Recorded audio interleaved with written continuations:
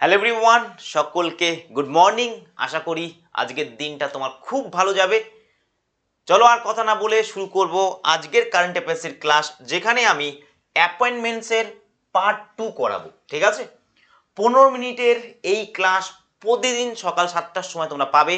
কোনোরকম শেয়ার আমি তোমাদের করব না, তোমরা আমাদের ভিডিও সেকশন চলে আসবে প্রতিদিন সকাল 7টার সময়, তোমরা ক্লাস কিন্তু দেখতে পাবে। এইগুলো রেকর্ডেড ভার্সনের ভিডিও, ঠিক আছে। এগুলো অলরেডি সমস্ত ভিডিও আপলোড করা আছে, একটা একটা করে প্রতিদিন সকালে কিন্তু আপলোড হতে থাকবে। মোস্ট ইম্পর্টেন্ট কোশ্চিন যেগুলো তোমার পরীক্ষায় তুমি দেখতে পাবে, সেইগুলোই কিন্তু আলোচনা করব। যাই হোক, দেখো, আগের দিন আমরা 15 নম্বর কোশ্চিন আলোচনা করেছিলাম, এটা হচ্ছে 16 নম্বর কোশ্চিন। ভারতের 16তম অর্থ কমিশনের চেয়ারম্যান হিসাবে কাকে নিয়োগ করা হয়েছে?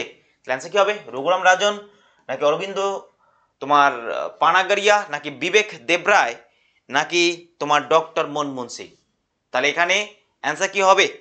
অ্যান্সার হবে তোমার অরবিন্দ পানাগারিয়া। ঠিক আছে, 16তম অর্থ কমিশনের গঠন 2025 সালের ভারতের সরকার দ্বারা গঠিত হয়েছিল।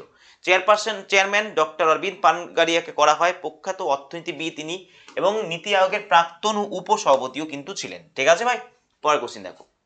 2025 সালে নতুন সিবিডিটির প্রধান হিসাবে কাকে নিয়োগ করা হয়েছে? অ্যান্সার কি হবে? তাহলে অ্যান্সার হবে তোমার রবি আগরওয়াল হচ্ছে কারেক্ট অ্যান্সার।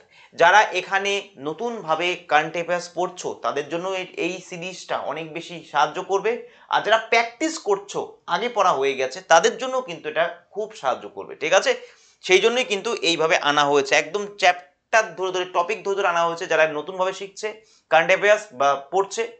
আর এমসিকিউ আকার আনা হয়েছে কেন? যাতে তোমার প্র্যাকটিসটাও হয়ে যায় যারা অলরেডি আগে পড়ে নিয়েছে। এটা অ্যান্সার কি হবে? রবি আগরওয়াল হচ্ছে কারেক্ট অ্যান্সার। ঠিক আছে, বর্তমানে ভারতের প্রধানমন্ত্রী জাতীয় নিরাপত্তার উপদেষ্টা কে, মানে এনএসএ পদে কে আছে? অ্যান্সার কি হবে? রাজনাথ সিং, অজিত দোভাল, সুষমা স্বরাজ। তাহলে অ্যান্সার তোমরা বুঝতেই পারছো, এটা অ্যান্সার হবে অজিত দোভাল। ঠিক আছে, অনেকদিন ধরেই আছেন, তো খুব ইম্পর্টেন্ট একজন ব্যক্তি আমাদের ভারতের ক্ষেত্রে। ঠিক আছে, তাহলে এখানে দেখো ওনার সম্বন্ধে কি বলা আছে। বলছে অজিত দোভাল 1968 ব্যাচের প্রাক্তন তোমার কি ভারতীয় পুলিশ সেবা মানে আইপিএস কর্মকর্তা ছিলেন। ঠিক আছে, তাহলে খুব ইম্পর্টেন্ট একজন ব্যক্তি। আচ্ছা, লেফটেন্যান্ট জেনারেল এনএস রাজা সুব্রমণি কোন পদে নিযুক্ত হয়েছেন? তাহলে চিফ অফ আর্মি স্টাফ, নাকি উপপ্রধান মানে vice chief of army staff, নাকি সেনাবাহিনীর ডাইরেক্টর জেনারেল, নাকি আর্মি কমান্ডার? কি হবে কারেক্ট অ্যান্সার? আবার দেখো নাম বলছে এন এস রাজা সুব্রমণি কোন পদে নিযুক্ত হয়েছেন?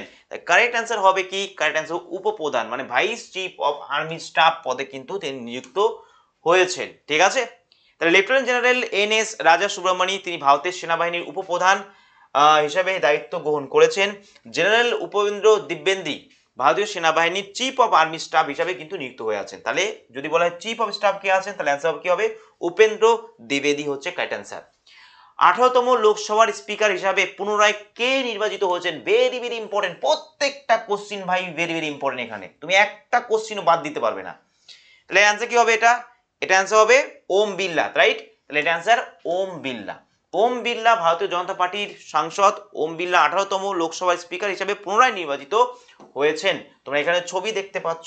যদি বলা হয় ভারতের প্রথম স্পিকার কে ছিল, তাহলে অ্যান্সার কি হবে? জিভি মাভালাঙ্কার হচ্ছে কারেক্ট অ্যান্সার ভাই। কবে হয়েছিল ভাই? 1952-তে। 1952-তে মে মাসে যে অধিবেশন ফার্স্ট বসছিল সেখানে। ঠিক আছে, কারণ প্রথম তোমরা জানো যে ইলেকশন হয়েছিল কবে? 1951-52তে ইলেকশন হয়েছিল, তারপরে কিন্তু তোমার লোকসভা গঠন হয়েছিল। জাতীয় মেডিকেল কমিশনের চেয়ারপারসন হিসেবে কে নিয়োজিত হয়েছেন? জাতীয় মেডিকেল কমিশনের চেয়ারপারসন, তাহলে অ্যান্সার কি হবে? এটার অ্যান্সার দেখে নাও, তোমরা অপশন দেখে নাও কি আছে। Doctor Harshvardhan, doctor B N Gangadhar, Sushma Swaraj, নাকি রাম মাধব? তাহলে কারেক্ট অ্যান্সার তোমরা দেখতেই পাচ্ছ বি এন গঙ্গাধর, ছবিতেই বুঝতে পারছো। তোমরা চেষ্টা করো 15টার মধ্যে অ্যাটলিস্ট 12টার উপরে কোশ্চিন করার কিন্তু। ঠিক আছে ভাই, চলো যারা অলরেডি পড়ে নিয়েছো প্র্যাকটিস করছো যারা, আর যারা শিখছো বা দেখছো নতুন করে কারেন্ট অ্যাফেয়ার্স, তারা অবশ্যই কিন্তু এইভাবেই খাতাতে লিখে নিও, ভীষণভাবে সাহায্য হবে। ভারতের ক্রিকেট দলের প্রধান কোচ হিসাবে কে নিয়োজিত হয়েছেন? তাহলে অ্যান্সার কি হবে? কে নিয়োজিত হয়েছেন? তাহলে ক্রিকেট দলের প্রধান কোচ হিসাবে তাহলে অ্যান্সার হবে গৌতম গম্ভীর। ঠিক আছে, গৌতম গম্ভীর তোমার মেন কোচ হয়েছেন। প্রীতি সুদান কে কোন গুরুত্বপূর্ণ পদে নিযুক্ত করা হয়েছে? চেয়ারপারসন অফ ইউপিএসসি, নাকি chairperson of national human rights commission, chairperson of Indian red cross নাকি কি হবে কারেক্ট অ্যান্সার? এটার অ্যান্সার কি হবে? Chairperson of UPSC. Very very important. কোন পরীক্ষায় কোশ্চেন আসে না এগুলো বলো, ঠিক আছে? তাহলে তোমরা এখানে পিকচার দেখতে পাচ্ছ। নেক্সট কোশ্চেন, নীতা আম্বানি সম্প্রতি কোন আন্তর্জাতিক সংস্থার সদস্য হিসাবে পুনর্নির্বাচিত হয়েছেন? তাহলে অ্যান্সার কি হবে এটার? এটার অ্যান্সার হবে তোমার আন্তর্জাতিক অলিম্পিক কমিটি। নীতা আম্বানি কিন্তু তোমার চেয়ারপারসন হয়েছেন, বুঝতে পেরেছো? ক্লিয়ার? খুব ইম্পর্টেন্ট এগুলো। নেক্সট দেখো, ভারতীয় বিমান বাহিনীর পরবর্তী প্রধান হিসেবে কাকে নিয়োগ দেওয়া হয়েছে? তাহলে অ্যান্সার কি হবে? ভারতীয় বিমান বাহিনীর পরবর্তী প্রধান হিসেবে কাকে নিয়োগ দেওয়া হয়েছে? তাহলে অ্যান্সার দেখবো, অ্যান্সার হচ্ছে এয়ার মার্শাল অমরপ্রীত সিং। এটা হচ্ছে কারেক্ট অ্যান্সার, ঠিক আছে ভাই? অমরপ্রীত সিং হবে কারেক্ট অ্যান্সার। তোমরা এখান থেকে অবশ্যই এগুলো পড়বে, যেমন এয়ার মার্শাল অমরপ্রীত সিং যদি বলি, তাকে ভারতীয় বিমান বাহিনীর পরবর্তী প্রধান হিসেবে নিয়োগ করার কথা হয়েছে। এয়ার মার্শাল এসপি ধারকার, তাকে ভারতীয় বিমান বাহিনীর পরবর্তী উপপ্রধান হিসাবে নিয়োগ করার কথা হয়েছে, কিন্তু বিভিন্ন গুরুত্বপূর্ণ অপারেশনাল দায়িত্ব পালন করছেন তারা, ঠিক আছে? ক্লিয়ার? পরটা দেখো, ভারতের পোর্ট শিপিং এবং ওয়াটারওয়েজ মন্ত্রকের ব্র্যান্ড অ্যাম্বাসেডর হিসাবে কাকে নিযুক্ত করা হয়েছে? কি হবে অ্যান্সার? মেরি কম, মনু ভাকের, পিভি সিন্ধু। কি হবে কারেক্ট অ্যান্সার? তাহলে অ্যান্সার হবে মনু ভাকের কে, ঠিক আছে? মনু ভাকের কে ভারতের কি মানে কে ইনি? বলছে ভারতের শুটিং তারকা এবং যুব অলিম্পিকের স্বর্ণ পদক জয়ী, ঠিক আছে? ইনি হচ্ছেন ভারতের পোর্ট অ্যান্ড শিপিং ওয়াটারওয়েজ মন্ত্রকের ব্র্যান্ড অ্যাম্বাসেডর বর্তমানে। দেখো নেক্সট, এয়ারপোর্ট অথরিটি অফ ইন্ডিয়ার চেয়ারপারসন হিসেবে সম্প্রতি কাকে নিয়োগ করা হয়েছে? Airport authority of India. Very very important. তাহলে বিপিন কুমার, সঞ্জয় মালহোত্রা, রাজেশ কুমার নাকি Ajay Singh? Very very important. আমি এখানে শুধুমাত্র মোস্ট ইম্পর্টেন্ট যেগুলো মেনলি পুলিশ এবং রেলের জন্য, ঠিক আছে, এবং ছোটখাটো পরীক্ষার জন্য, ইউপিএসসি জন্য নয় ভাই, ঠিক আছে? এখানে তোমাদের রাজ্যের সমস্ত এক্সাম কভার হবে, কিন্তু মেনলি পুলিশ এবং রেলকে ফোকাস করে কিন্তু আমরা এখানে করছি। তাহলে এখানে অ্যান্সার কি হবে? Airport authority of India chairman হিসাবে সম্প্রতি কাকে নিযুক্ত করা হয়েছে?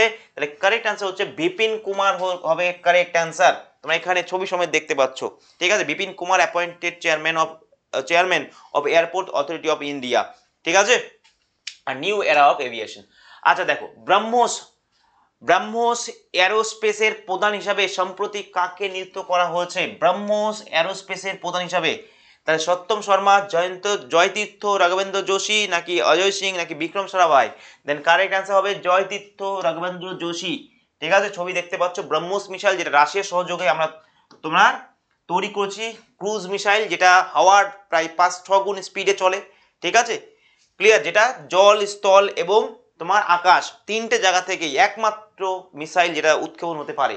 ক্লিয়ার? ভারতের কাছে থাকা ডেডলি ওপেনের মধ্যে একটা। তাহলে এটা হচ্ছে কি তোমার, এটা হচ্ছে জয়তীর্থ রাঘবেন্দ্র যোশী হচ্ছে কারেক্ট অ্যান্সার। পরেরটা কোশ্চিন দেখো, unique identification authority of India মানে ইউআইডিএআই সিও হিসাবে সম্প্রতি কাকে নিয়োগ করা হয়েছে? অজয় সিং, ভুবনেশ কুমার নাকি অরবিন্দ কুমার? কি হবে কারেক্ট অ্যান্সার? তাহলে অ্যান্সার হবে ভুবনেশ কুমার হচ্ছে কারেক্ট অ্যান্সার ভাই। 1995 ব্যাচের উত্তরপ্রদেশ ক্যাডারের আইএএস অফিসার ছিলেন ইনি। 2025 সালে 1 জানুয়ারি ইউআইডিএআই সিও হিসাবে তাকে দায়িত্ব পালন করার দায়িত্ব দেওয়া হয়েছে, ঠিক আছে? পরের কোশ্চেন দেখো, State Bank of India SBI 27তম চেয়ারপারসন হিসাবে কে নিযুক্ত হয়েছেন? স্টেট ব্যাংক অফ ইন্ডিয়া ভারতের সবথেকে বড় কমার্শিয়াল ব্যাংক ভাই, সবথেকে বড় কি কমার্শিয়াল ব্যাংক। ক্লিয়ার? মানে পাবলিক সেক্টরের কমার্শিয়াল ব্যাংক। এবং প্রথম মহিলা সভাপতি হয়েছিল কে? তাহলে অরুন্ধতী ভট্টাচার্য হয়েছিল। তো এখানে বলছে স্টেট ব্যাংক অফ ইন্ডিয়ার 27তম চেয়ারম্যান কে সম্প্রতি হয়েছেন? তাহলে অ্যান্সার কি হবে? Very important. তখন কিন্তু যখন অরুন্ধতী ম্যাডাম হয়েছিল তখন কিন্তু প্রতিটা পরীক্ষা এসেছিল কোশ্চিন, এটাও কিন্তু ইম্পর্টেন্ট ভাই। তাহলে এটা অ্যান্সার কি হবে? তোমার চাল্লা শ্রী নিবাসুলু শেট্টি, ঠিক আছে? তোমাদের এই পর্যন্তই হয়ে গেল আমাদের 15 মিনিটে 15টা কোশ্চিন। আবার বলছি, টোটাল আমরা অ্যাপয়েন্টমেন্ট থেকে 30টা কোশ্চিন করলাম, ঠিক আছে? তোমাদের বিভিন্ন জায়গাতে একাধিক কারেন্ট অ্যাফেয়ার্স দিয়ে না তোমাদের মাথা খারাপ করে দেবে, তোমরা মুখস্থ করতে পারবে না, বা মুখস্থ করলেও ভুলে যাবে, পরীক্ষা হলে নেগেটিভ মার্কিং করে চলে আসবে। তো সেই জায়গায় দাঁড়িয়ে তোমাদের নেগেটিভ মার্কিং এর কোনো প্রশ্নই উঠবে না, কারণ সমস্তগুলো একদম মোস্ট ইম্পর্টেন্ট কোশ্চিন, সেগুলো আমি আলোচনা করছি তোমাদের সাথে ভাই, ঠিক আছে? প্রতিদিন 7টার সময় থেকো, তাহলেই বুঝতে পারবে। এখানে একটা কোশ্চিন, আগের দিন যা করিয়েছি আজকে যা করাচ্ছি, একটা কোশ্চিন বাদ দেওয়ার জায়গা নেই, ঠিক আছে? আমি তোমাদের বলছি 100টা যদি কোশ্চিন থাকে তার মধ্যে অন্তত পক্ষে 70 থেকে 80% এখান থেকেই কমন পাবে তোমরা। দুটোর জন্য তোমাকে পুরো বই পড়তে হবে ঘেটে ঘেটে কুটে কুটে, দরকার নেই, দুটো ছেড়ে দাও ভাই, ওই টাইমে অন্য সাবজেক্ট করো। কিন্তু এই 70 থেকে 80 মানে কি বলছি, মানে 10টা কোশ্চেন আছে 7-8টা পাবে, ঠিক আছে? এমন ভাবেই কিন্তু মোস্ট ইম্পর্টেন্ট জিনিসগুলোকে তোমাদের সামনে আনা হয়েছে। আমি নিজে হাতে এগুলো তৈরি করছি, টাইম লাগলো। আমরা প্রথম দিন শুরু করেছিলাম কারেন্ট অ্যাফেয়ার্স, কিন্তু তারপর দেখি স্টপ ছিল। এখন আর স্টপ নেই, আমি অলরেডি সব ভিডিও আপলোড করে দিয়েছি, এক এক করে আসতে থাকবো তোমাদের সামনে, ঠিক আছে ভাই? থ্যাংক ইউ এত সকালবেলা সাথ দেওয়ার জন্য।